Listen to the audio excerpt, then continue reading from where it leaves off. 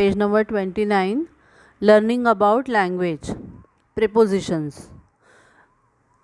Read and translate the following phrases. म्हणजे खालील शब्दसमूह वाचा आणि त्यांचं मराठीत भाषांतर करा. पहिलं आहे in the shell, of the sea, to the moon, into the shell, out of the craft. हे सगळे शब्दसमूह दिलेले आहेत आपल्याला. तर पुढे वाचूया. Note the first word or words in each of the above phrases. म्हणजे प्रत्येक वरती जे शब्द किंवा शब्दसमूह दिलेले आहेत त्यातला पहिला शब्द तुम्ही लक्षात घ्या.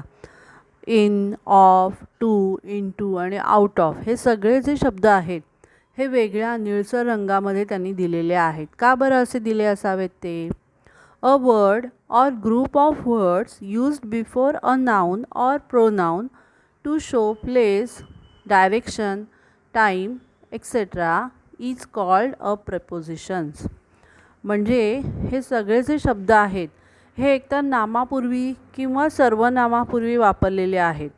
तेव्हा त्यांच्या आधी जे आहेत ठिकाण, दिशा, वेळ हे सगळं दाखवत आहेत त्या शब्दांना किंवा शब्दगटांना, शब्दसमूहांना काय म्हणतात? प्रेपोजिशन्स. म्हणजे शब्दयोगी अव्यय असं म्हटलं जातं. मराठीमध्ये जे सर्व शब्दयोगी अव्यय आहेत ही नाम किंवा सर्वनाम यांच्यानंतर पुढे वापरतात. जसं माझ्याकडे, घरामध्ये, वहीवर असं.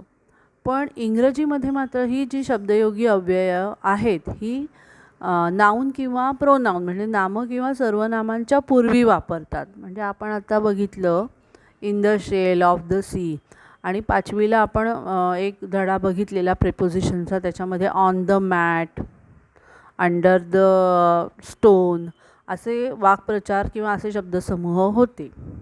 तर in, on, of, to, from, near, under, between, over ही प्रेपोजिशन्स आपण 5वीमध्ये शिकलेले आहोत.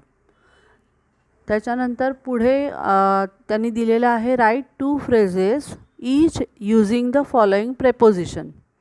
म्हणजे जे आता आपण शब्दसमूह बोललो, प्रेपोजिशन्स बोललो त्यांचा उपयोग करून तुम्ही प्रत्येकाने 2-2 फ्रेजेस तयार करून लिहायच्या आहेत आणि translate your phrases in your mother tongue.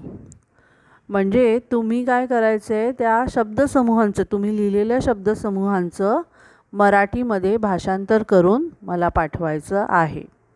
Thank you.